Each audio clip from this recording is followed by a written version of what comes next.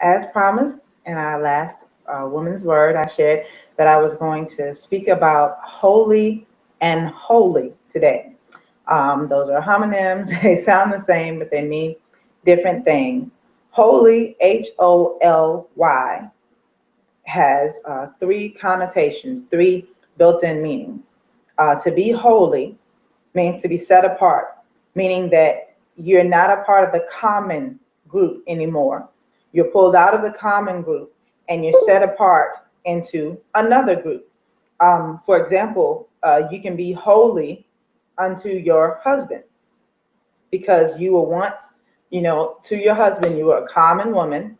Now you are set apart unto only him. So he is only unto you, you are only unto him, you are wholly set apart unto him. Now, holy also means dedicated, meaning that my purposes and plans may have all been general, but they're not general anymore. Now they are specific. My purposes and plans specifically relate to this one subject, this one person, this one area. So if I'm dedicated to my marriage, my purposes and my plans focus there on my marriage. So that's dedicated. So holy means set apart, dedicated. The other part of holiness, to be holy, is to be consecrated. Consecrated means cleansed. So it's still a part of no longer being a part of the general common group, but I'm now a part of the more focused, specific, set apart group. Cleansed means those things that were associated with commonness, commonality, the common people, the common culture, those common things, the all the stuff that comes with it, all the attachments, those things, I'm cleansed of those common things and consecrated, that I am in a place of purification. I've been purified for this purpose that I've been set apart to. So again, marriage is a good example for that. If I was once, I was dating, I dated this guy, now I'm getting married, I have to be cleansed of all the stuff that came with those past relationships so I can be consecrated to my husband.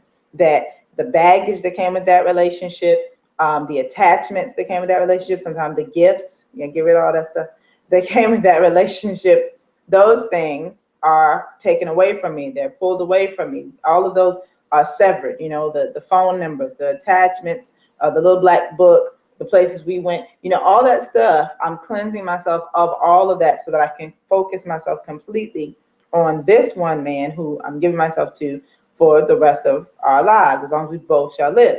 Now, it's important that we understand holiness because we use that word, in a lot of different ways. And it doesn't just mean holy unto God, but that is the best example, actually, when it's unto God, because he's perfect. And so to be holy unto God, because he's going to be our perfect example. He's our model of holiness, being pure, and he himself is not common. He is dedicated to his will and his purposes, as he teaches us to do. So he's a great model for us, and we want to be holy unto God.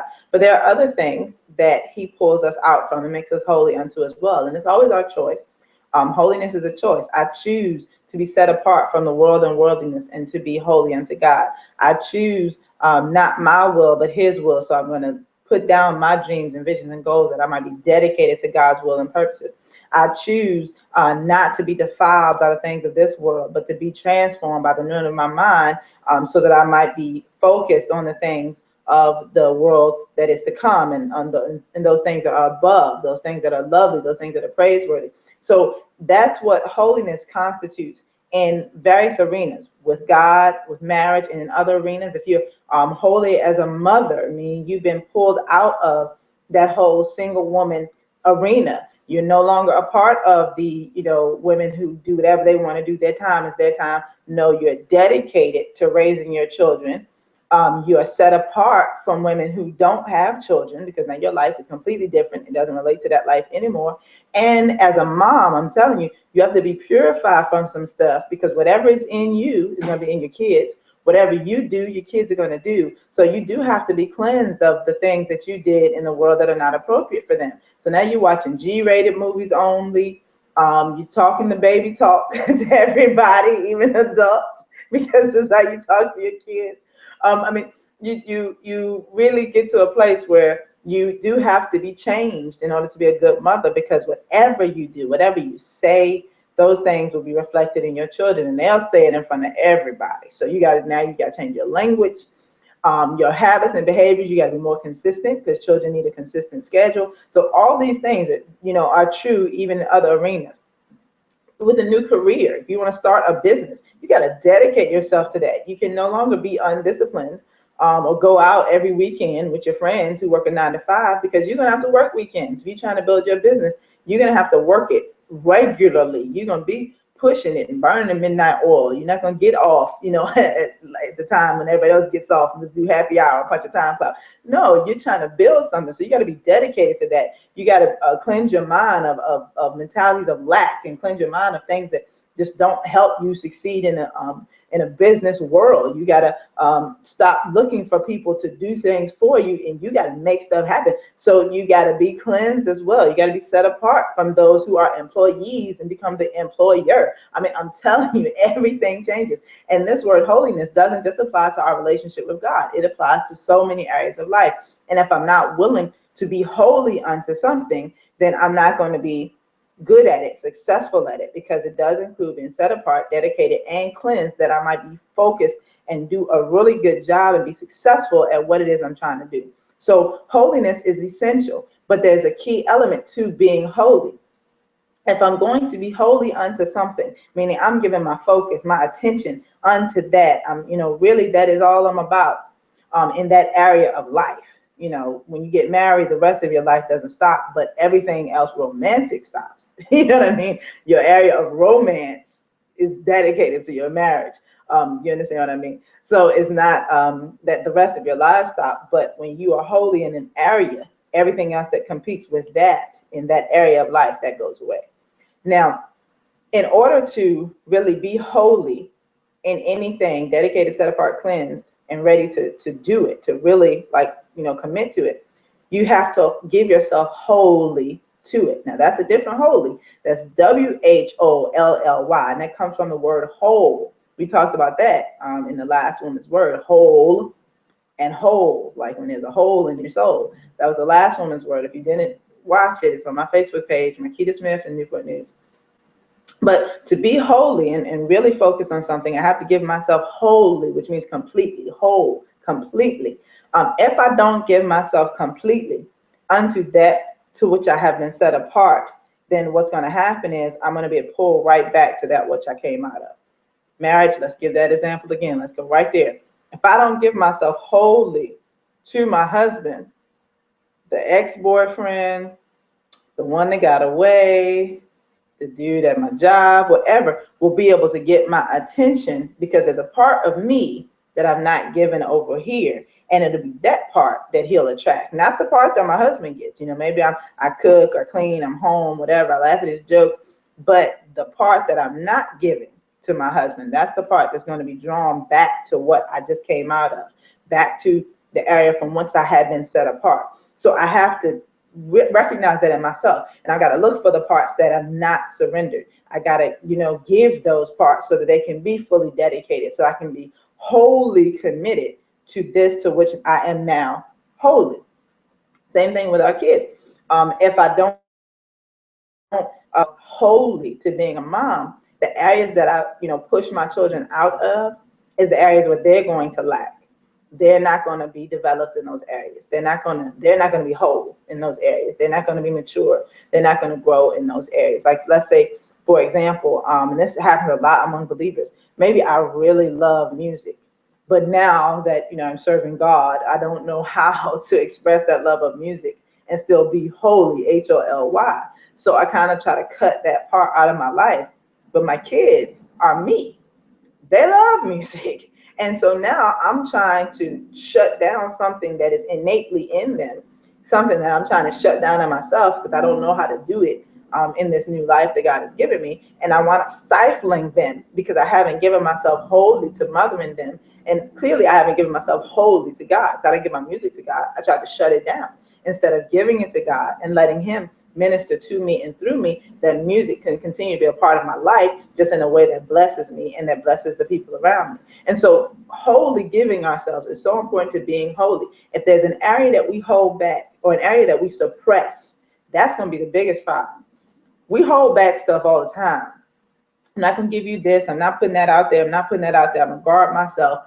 But more than that, we suppress stuff because we say that's bad, that's unhealthy, that's not helping me. So we take it and we shove it way down and we act like it's not there. Challenge is, it is there, and things will come from that part of life from which we have been set apart to come and tap what we have suppressed. And it will come up in full force and surprise us and everybody around us and draw us right back to that from which we have been set apart. Why? Because we suppressed it. We didn't address it. We didn't talk to God about it. We didn't pray about it. We didn't share it with others in our lives that they might minister to us or help us to operate out of it in a healthy way, in a holy way, H-O-L-Y. Instead, we just pushed it down, try to act like it's never been a part of us, try to act like it's something that we don't like, that we haven't done for years, that's not a part of who we are. We just try to pretend that it's not there, but it is there, which means I have not given myself wholly, W-H-O-L-L-Y, to God or to my family or to my marriage or whatever. And the fact that I haven't is going to always leave that door open for something to draw me back, and my dedication, which is a part of my holiness, is now going to be in danger. And so I say all this to say that it's a daily struggle for me, for everybody, to sit before God and let God show me, to minister to me the different parts of me, because there's lots of parts of me. And there's parts that maybe, are very beautiful and presentable. And then there's other parts that maybe I haven't worked out yet. And so I don't really want to share those with people, but God's got to minister to those parts too. And those parts have to be a part of my dedication, whether it's dedication to him, dedication to marriage, dedication to a new business, new career, new venture, dedication to my own self, dedicated to building myself to be the best me that I can be, which we talked about in the very first woman's word, investing in you, whether it's, again, dedication to my children or whatever. It doesn't matter what it is. But I can't be fully dedicated if I'm not giving myself completely. I can't be holy in anything unless I'm giving myself wholly.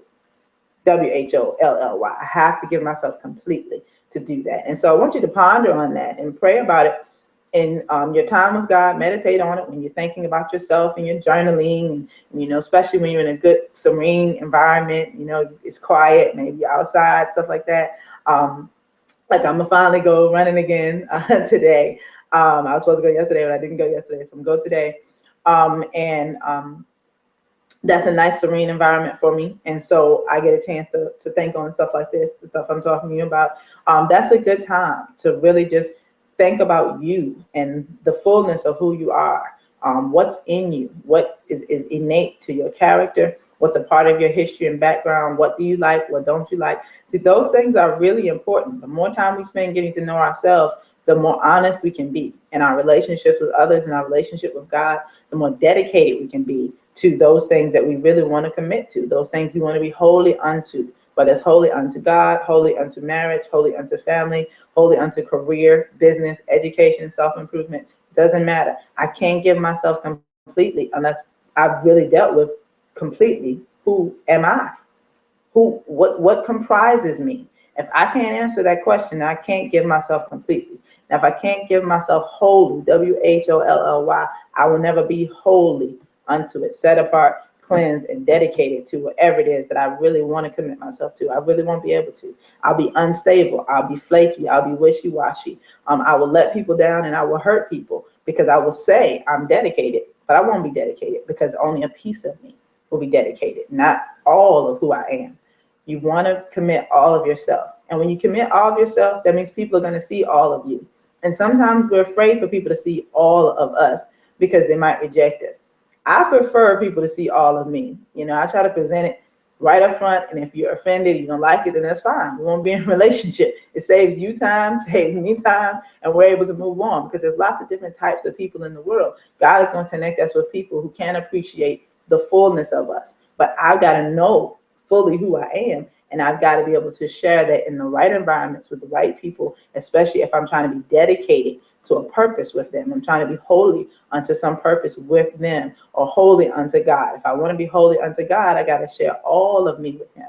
Not just the cute parts, not just the religious, spiritual looking parts, but every piece of me I have to share with him. And then let him do the work. Let him minister to my heart. Let him clean up the parts that need to be cleaned up.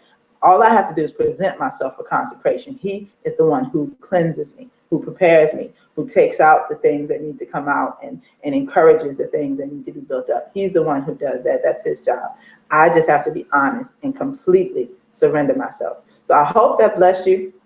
Think about the areas of your life that this message should apply to, so that you can really dedicate yourself and be successful and flourish and thrive in those things, because you really are giving yourself to them. Not to anything as an idol, but like you're dedicated, you're focused, you're able to really commit yourself.